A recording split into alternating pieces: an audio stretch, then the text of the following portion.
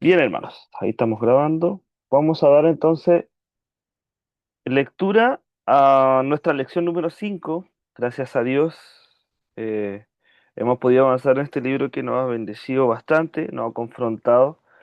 Y Dios viene hablando con respecto a los pactos, las promesas, los compromisos, lo que con nuestras palabras declaramos muchas veces y somos irresponsables en no cumplirlo.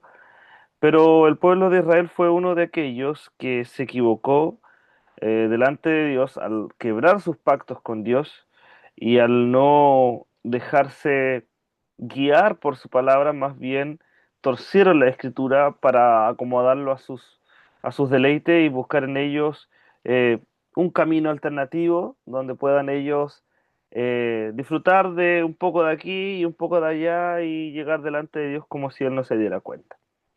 Pero Dios viene a juzgar, ¿cierto? Él viene a colocarnos a todos delante de Él, eh, transparentemente, sin poder ocultar nada. Dios lo ve todo. Pero su pueblo, vamos a ver que lo ha provocado a través de sus propias palabras. ¿A qué me refiero con esto? Que son sus propias palabras lo que van a llevar a que Dios los juzgue, porque tienen un altercado con Dios y tratan de llegar a un arreglo con Dios como si Dios fuese a torcer su palabra o si fuese a dar, ¿cómo se le explica? Como si fuese a ceder en lo que ellos les pide, acomodando a los gustos de ellos, así como si Dios fuese a bendecir o a obedecer sus caprichos egoístas creyendo que a Dios se le puede torcer y Dios no es así, ¿cierto? Dios no cae ante nuestras provocaciones egoístas, ni cumple nuestros deseos que no le den gloria a Él, porque si bien nuestra misión como hijos de Dios es glorificar al Señor, no glorificarnos a nosotros, y aún nuestras propias oraciones y nuestros deseos deben estar inclinados y direccionados hacia la voluntad de Él, para dar gloria a Él y no buscar gloria a nosotros mismos. Pero vamos a dar lectura. Eh, Malaquías capítulo 2 versículos 17 hasta el capítulo 3 versículo número 5. Le doy lectura en el nombre del Señor. Habéis hecho cansar al Señor con vuestras palabras y preguntáis, ¿en qué le hemos cansado? Versículo 17, ¿cierto? En que decís, cualquiera que obra mal, agrada al Señor. Sí, el Señor se complace con ellos o en ellos. Y también al preguntar, ¿dónde está el Dios de justicia? Yo envío mi mensajero para que prepare el camino delante de mí. Y vendrá súbitamente a su templo el Señor a quien vosotros buscáis y el ángel del pacto, a quien ustedes desean, aquel ya viene, ha dicho el Señor de los ejércitos. Pero ¿quién podrá soportar el tiempo de su venida? ¿O quién podrá estar en pie cuando Él se manifieste? Porque Él es como fuego purificador y como jabón de lavadero. Él se sentará para afinar y limpiar la plata. Limpiará a los hijos de Leví, los afinará como a oro y como a plata, y traerán al Señor ofrenda en justicia. Entonces será grata al Señor la ofrenda de Judá y de Jerusalén, como en los días pasados, como en los años antiguos. Versículo 5.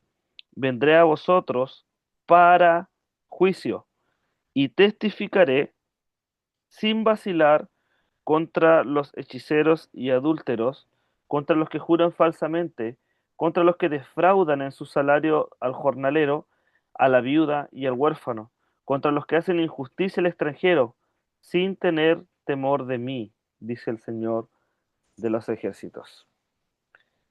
Em, el objetivo que tenemos aquí en ese término del capítulo 2 y comienzo del capítulo 3. El objetivo central de esto es buscar confrontar, hermanos, la manera en que el pueblo, en cierta manera, provocaba a Dios, pero lo hacía de una forma muy específica, como les decía, a través de sus palabras y a través de sus actitudes, porque al anunciar la venida del juez justo, aquel que purifica a su pueblo, es aquel que también lo juzgará de toda la injusticia con verdad. No solo juzgará lo justo, sino que también lo injusto. Y a veces creemos que nuestra justicia es superior a la justicia de Dios y buscamos nivelar nuestra justicia a los pensamientos de Dios. Y eso es imposible porque Dios tiene una forma muy diferente de ver y hacer las cosas a las nuestras, ¿cierto? Pero en la lección anterior vimos cómo el pueblo había traicionado el pacto, ya el pacto que había hecho con Dios a través de las relaciones que ellos tenían, a través de la relación del matrimonio, porque ellos se estaban casando con personas que no temían a Dios. Esa era la verdad. Entonces, abandonaban sus pactos o sus compromisos con sus esposas que Dios les había dado para irse en pos de otras mujeres, incluso paganas. Y esta infidelidad, hermano, no era solo contra otros, sino que era contra el Dios que los había amado y contra aquel Dios que lo había llamado a ser un pueblo santo. Como les mencioné en una clase, Dios no detesta ni desecha a las personas que, que no son, que son inconversos, ¿cierto? Sino que lo que Dios detesta es la idolatría. Entonces, el pueblo de Israel, que era un pueblo escogido de Dios, un pueblo que sabían, habían visto los milagros, los prodigios dentro de ellos, a lo que Dios le molesta es esta infidelidad o esta deslealtad con él mismo después de haber vivido y pasado lo que ellos habían vivido y pasado. Entonces, no es que Dios deteste a su creación, sino que detesta la actitud y la en la vereda en que se ponen los israelitas a no tomar en cuenta los pactos o los compromisos que ellos habían hecho delante de Dios. Porque a veces creemos nosotros las personas que es nuestro compromiso cuando nos casamos delante del altar con una persona. A veces creemos que nuestro compromiso es con los hombres más valioso que el compromiso que hacemos con Dios. O cuando nos comprometemos delante del Señor a servirle y creemos que más importante es lo que las personas piensen de nosotros a lo que Dios vea en nosotros. Es como que nos importa más la opinión del hombre que de lo de Dios. Y en realidad lo que nosotros hacemos es un pacto con Dios. Y es eso lo que debe pesar en nuestras conciencias, y no lo que dirá el hombre, sino más bien lo que Dios piensa y ve de nosotros. Pero bien, ahora, en esta lección, hermanos, Dios responde a otra actitud que es peligrosa del pueblo. ¿Cuál? Provocar a Dios con sus palabras. Porque ellos decían que Dios no hacía justicia. Incluso ellos decían que Dios no castigaba al malo, sino que parecía estar ausente. Parecía estar ausente en ciertas cosas.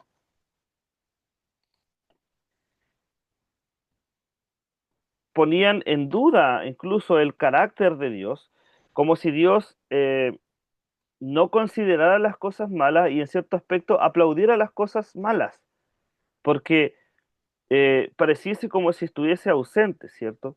Como si él incluso aprobara el mal o se quedara indiferente ante el pecado. ¿Se acuerda lo que vimos en Habacuc? Que a veces el profeta decía, mira lo que está pasando alrededor y tú no haces nada. Y no, no es que Dios no quiera hacer nada. Lo que pasa es que hay un tiempo específico que él ha determinado para llevar a cabo su juicio. No es que a Dios le pase por alto algunas cosas a las personas, no, Dios está presente en todo. Dios no aprueba lo malo, pero Dios está presente en eso, porque después Dios es mismo quien va a juzgar a las personas y nadie será inexcusable delante de él. Pero Dios, hermanos, no está en silencio. Dios en este pasaje responde de forma muy clara, porque dice en el versículo 3, el versículo 1 del capítulo 3 dice que vendrá el mensajero el cual preparará el camino, y luego vendrá el Señor mismo a su templo. O sea, vendrá como un fuego purificador, ¿cierto? Quien fortalecerá y quien colocará en la senda correcta a las personas, pero también este mismo enviado vendrá como un juez justo. O sea, alguien que se va a presentar delante de los hombres y que cuando él se presente delante de los hombres no tendrán excusa delante de él, porque no tendrán cómo defenderse, porque todo lo que ellos digan no tendrá una justificación porque él es un juez justo. No es cualquier juez, no es cualquier sacerdote, es alguien perfecto, alguien sin manchas, sin errores. Por eso en este texto, hermano, el puente está entre este segundo capítulo y el tercer capítulo de Malaquías, porque el pueblo sabemos que ha cuestionado el amor de Dios en el capítulo uno, ¿cierto? Porque le dice, ¿en quién nos has amado? Pero en el capítulo, en la clase siguiente, vimos que ellos habían deshonrado a Dios en el altar, llevando lo que les sobraba, lo dañado, ¿cierto? Y en la clase anterior vimos que Dios le mencionaba su traición a su pacto y ahora ellos están acusando a Dios de ser injusto o indiferente. Entonces ya son varias cosas que con sus palabras están eh, como desafiando a Dios y como diciéndole, Señor, mira, estas cosas, esto y tú no haces nada. Eres un Dios indiferente, un Dios injusto. Entonces, en medio de estas quejas, Dios anuncia un acto definitivo. Es como que dice, ya, ok, ahora voy a tomar carta en el asunto. Porque Él dice, Él mismo, Él incluso declara que Él mismo es quien vendrá, pero primero enviará a su mensajero, a Juan el Bautista, ¿se acuerda? Pero dice que enviará a esta persona quien preparará el camino, y luego vendrá el Señor, ¿cierto? Jesucristo. Pero este no vendrá solo como Salvador, sino que también vendrá como un agente purificador y como juez, hermano. Porque a veces nos gusta ver la parte linda del Evangelio, ¿cierto? La parte linda de Cristo. Pero Cristo también será juez. Estamos en el tiempo de la gracia, el tiempo de la misericordia. Pero llegará un momento en que la misericordia pasará a ser juicio. Y ya no habrá alguien que se justifique delante de Dios con sus obras buenas, porque también serán abiertos los libros de las obras, ¿cierto? Y nadie tendrá excusa delante de Dios. Pero mire, vamos al texto. En el versículo 17 leemos, habéis hecho cansar al Señor con vuestras palabras y preguntáis en qué lo hemos cansado. En que decís cualquiera que obra mal agrada al Señor. Sí, el Señor se complace en ellos. Y también al preguntar dónde está el Dios de justicia. Versículo 17, ¿cierto? Aquí está como el corazón de la provocación, porque el pueblo insinúa que Dios no hace justicia, o peor, está diciendo que Dios aprueba al malvado. Entonces Dios responde que esto lo cansa. ¿Por qué? No porque se agote Dios, sino porque su paciencia ha sido puesta a prueba por su pueblo. Este pueblo que habla sin temor, sin reverencia delante de él. Es un pueblo que ya no le interesa el temor santo delante de Dios y ya no teme a Dios como debiese temer, ¿cierto? Ya lo ve como cualquier cosa o como cualquier persona normal. Es como si estuviera hablando como con cualquier persona. Entonces, cuando juzgamos nosotros el carácter de Dios, hermano, por lo que vemos momentáneamente, nosotros corremos el riesgo de ofender la santidad de Dios. Decir dónde está Dios es como tomar un tomo de burla, ¿cierto? O criticar a Dios sin, como si no le conociésemos, ¿cierto? Porque revela a nosotros un poco la incredulidad que hay en nuestro corazón. No es un dolor sincero, porque si nosotros realmente conociésemos al Señor, independientemente de lo que estemos viviendo, pasando en nuestra vida, y si conociésemos realmente el carácter de Dios, podríamos descansar en su soberanía, tranquilamente entendiendo que Dios no está lejos de nosotros, Él está cerca de nosotros, ha dejado su espíritu con nosotros, ha dejado el consolador que nos guía a toda verdad, a toda justicia, y además ha dejado su palabra para poder guiarnos, para poder redarguir nuestras conciencias a través de ella y poder dirigirnos a través de la senda correcta y a través de su palabra. No correríamos el riesgo como este pueblo que a pesar de haber conocido, visto y oído lo que Dios quería de ellos, lo que Dios le quiso declarar, aún así estas personas desafiaban a Dios como un insulto, como si no le conociesen. Como, imagínense decirle a Dios, tú estás aprobando la maldad, tú estás viendo esto y tú lo apruebas. Es desafiar a Dios ante su santidad, es decir, tú no eres el Dios santo que nosotros hemos visto. Es como desafiarlo. Entonces, esto más de ser una provocación es un insulto a Dios. Pero mire lo que responde el Señor en el capítulo 1, en el capítulo 3, versículo 1. Yo envío mi mensajero para que prepare el camino delante de mí, y vendrá súbitamente a su templo el Señor, a quien vosotros buscáis, y el ángel del pacto, a quien deseáis vosotros, ya viene, ha dicho el Señor de los ejércitos. La respuesta de Dios, hermanos, no es darles una explicación, sino que es una acción que Él tomará, pero es una acción futura. Y no es cualquier acción, es una acción futura, pero es gloriosa, porque Él enviará a su mensajero. ¿A quién? A Juan el Bautista, sabemos, ¿cierto? ¿Quién preparará el camino para la venida del Señor Jesús? Por eso este texto, hermano, es una de las profecías mesiánicas más claras de todo el Antiguo Testamento. Porque Jesús, hermanos, no solo vino a consolar, sino que también Él vino a purificar y a juzgar, hermano. Él vino al templo, pero Él vino a limpiar el templo. Vino a exponer la hipocresía y establecer las verdades de Dios ante una justicia justa, ante una justicia santa. Esta profecía, hermanos, sabemos que se cumplió literalmente cuando Cristo vino por primera vez, pero también apunta hacia su segunda venida, cuando Él vendrá como un juez para purificar completamente a su pueblo y para destruir precisamente a toda esta injusticia. Pero ahora mire lo que dice el versículo 2 del capítulo 3. Pero ¿quién podrá soportar el tiempo de su venida? ¿O quién podrá estar en pie cuando Él se manifieste? Porque Él es como fuego purificador y como jabón de lavadero. Aquí, hermanos, el tono cambia un poco, ¿cierto? Porque ya no se trata solo de juicio contra los malvados, también habla de la purificación de su propio pueblo. Porque a veces nosotros creemos, siempre nosotros creemos y pensamos que la palabra de Dios es para el de al lado, que nunca es de nosotros, nunca es hacia nosotros, ¿cierto? Nosotros somos hipócritas porque a veces cuando la palabra nos está confrontando, miramos a otro como si la palabra fuese para ellos y nunca para nosotros. Y aquí la palabra de Dios nos dice que, claro, Él vendrá con juicio hacia los malvados, pero también vendrá a purificar a su propio pueblo. Porque, hermanos, nadie puede resistir la venida del Señor sin ser transformado. Porque la presencia de Él es como un fuego purificador, hermano. Es como el fuego que refina la plata. Quema todo lo impuro para que quede solo lo valioso. ¿Se acuerda? Entonces, no debemos nosotros temer al juicio de Dios.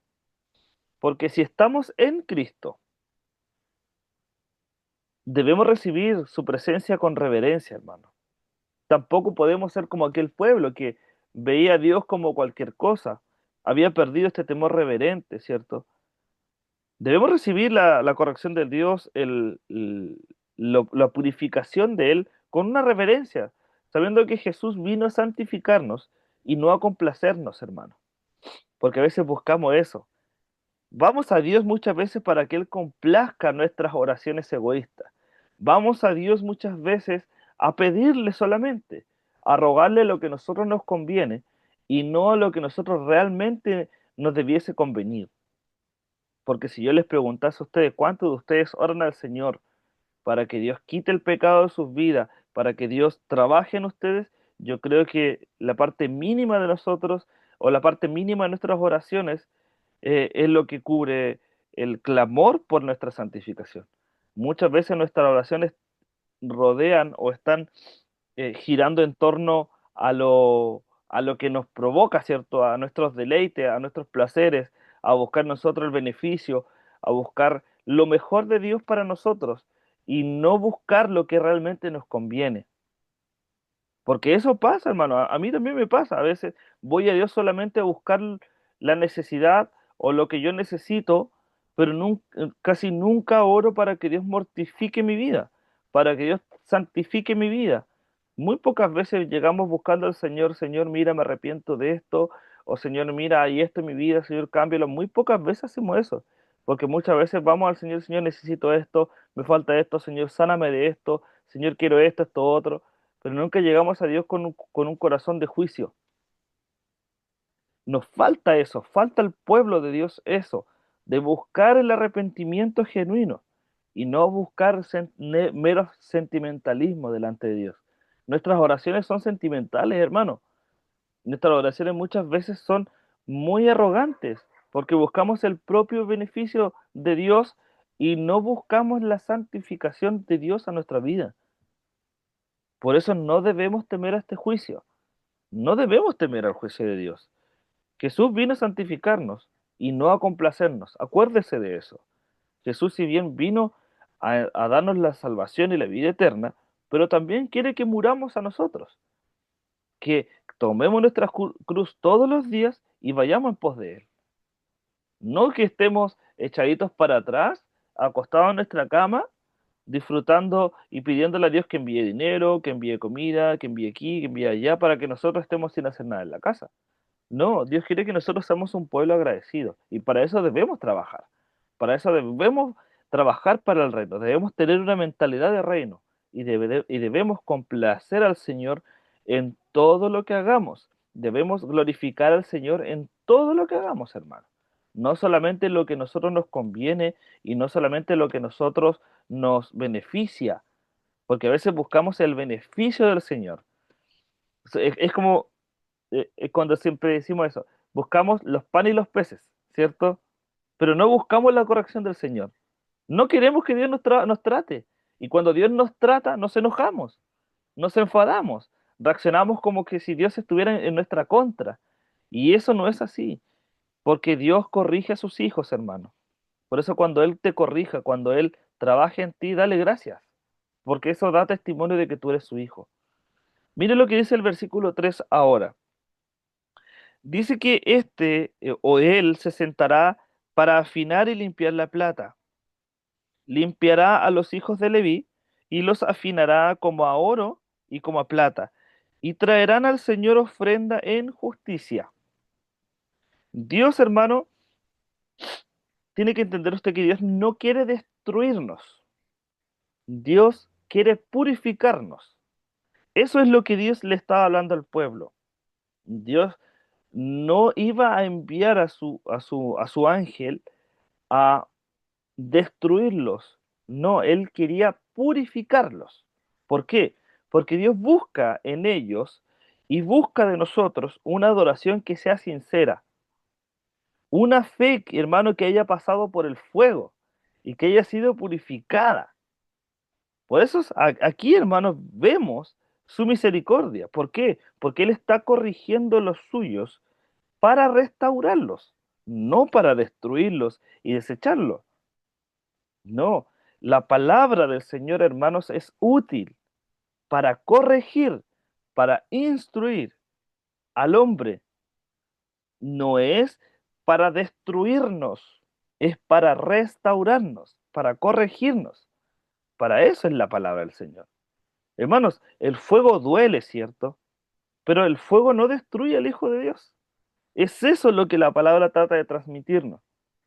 El fuego es útil para purificar, así como la plata al oro, y como el oro saca lo peor del oro y de la plata, la alta temperatura saca todos los minerales, todo lo que no aporta el oro y deja lo puro del oro, ¿cierto? Asimismo, el fuego de Dios trabaja en nosotros, pero no nos destruye. Por eso, hermano, el fuego al Hijo de Dios lo edifica, lo limpia. Por eso la pregunta es simple. ¿Estás dispuesto a dejar que Dios te purifique? O estás buscando a Dios simplemente para que trabaje en ti superficialmente, dejando todo lo impuro dentro de ti? No, ¿cierto? Debemos buscar que Dios nos purifique en su misericordia, hermanos, porque no es malo que Dios trabaje en nosotros. No es malo que Dios nos lleve al fuego, ¿cierto? Es fuerte lo que estoy diciendo, pero es necesario, porque eso da testimonio de que somos hijos. Pero cuando estemos en esas situaciones, hermanos, no significa que Dios nos esté castigando o nos quiera destruir. Todo lo contrario, el fuego nos purifica, hermano, nos restaura. Dios quiere restaurarnos y Dios quiere edificarnos. Mire lo que dice el versículo 4. Entonces, después de hacer esta purificación, ¿cierto? Entonces será grata al Señor la ofrenda de Judá y de Jerusalén, como en los días pasados, como en los años antiguos. Cuando el pueblo, hermanos, sea purificado, o cuando el pueblo de Israel es purificado, o cuando nosotros somos purificados, hermanos, la adoración vuelve a ser agradable. Ya no es como esta adoración que era hipócrita, ¿se acuerdan los capítulos anteriores? Esta adoración falsa, esta adoración que decía, ustedes me adoran de labios, pero su corazón está lejos de mí. No, Dios ya no quiere eso. Dios lo que quiere es que su adoración, nuestra adoración, vuelva a ser agradable delante de Él. Dios, hermanos, quiere restaurar esta verdadera adoración y no seguir recibiendo nuestros sacrificios que son vacíos. Lo vuelvo a decir. A veces creemos que entre más hacemos, Dios más se acerca a nosotros. Y Dios ya se acercó a nosotros, hermano. Y lo que hacemos nosotros lo hacemos por gratitud, no para ganar su favor. Porque la meta es traer de vuelta a un pueblo que le adore con sinceridad. El propósito de Dios en tu vida, hermano, es purificarte para que tú vuelvas a Él a adorarle como a Él le corresponde, como a Él se deleita. ¿Y qué es la adoración? La adoración es la obediencia a la palabra de Dios. Adorarle con sinceridad es obedecer su palabra con sinceridad y no por beneficio. ¿Se fija? Aquí el pueblo había caído en esta adoración, creyendo que entre más hacían, entre que no importaba ni siquiera lo que estén ofrendando, ni siquiera sus dobles vidas le importaba, porque iban y estaban con una mujer pagana, se casaban con una mujer pagana y después iban al templo como si nada, ofrendaban lo que ellos querían, los mismos sacerdotes igual se, se, se contaminaron y recibían esta ofrenda, hacían falsas ofrendas, dañadas, impuras, y les daba lo mismo. Dios estaba cansado de esto, y lo que quiere es purificarlos, quiere es a que vuelvan a una adoración sincera, a una obediencia genuina, hermanos, a una adoración de corazón. Eso es lo que Dios quiere. Esa es la verdadera adoración del creyente. No es levantar las manos, cantar en un culto, tocar un instrumento. No, eso es alabanza, hermano. La adoración va más allá. La adoración es algo espontáneo, algo de tu corazón, hermanos. Es algo que no solamente lo manifiestas dentro del templo. La adoración es fuera del templo en todo momento, 24/7, los 365 días del año. Último versículo, versículo 5. Vendré a vosotros para juicio y testificaré sin vacilar contra los hechiceros y adúlteros, contra los que juran falsamente, contra los que defraudan en su salario al jornalero, a la viuda o al huérfano, contra los que hacen injusticia al extranjero, sin tener temor de mí, dice el Señor de los ejércitos. Toda esta lista, hermanos, que nos da el versículo 5, es lo que estaba pasando anteriormente. Y es Dios ahora le dice, ya, ok, tú estás criticándome a mí, pero esto es lo que tú hacías. Entonces, ¿con qué cara tú vienes ahora a exigirme algo a mí? Dios cierra esta sección, hermano, con esta lista que es muy clara, ¿cierto? El juicio vendrá contra todo pecado que sea persistente y no será impune, hermano. La hechicería, la inmoralidad, la falsedad, la injusticia laboral, el desprecio, el falso temor a Dios, hermano. Nadie que viva así, sin un arrepentimiento, quedará sin juicio. Jesús, hermano, la primera vez que vino, lo hizo con mansedumbre, pero la segunda vez vendrá con poder, hermano. Y hoy es el tiempo de la gracia. Pero cuando Él vuelva, ya no habrán excusas. Habrá un juicio justo, hermano. Conclusión, hermanos. El pueblo, el pueblo, hermano, provocó a Dios. Lo provocó con sus propias palabras. Pero Dios no le respondió con una ira inmediata, sino Él responde ahora con una promesa. Él vendrá, pero vendrá a purificar, vendrá a restaurar y vendrá a juzgar. Esa promesa se cumplió en Cristo, sabemos, ¿cierto? Jesús, hermanos, es el mensajero del pacto.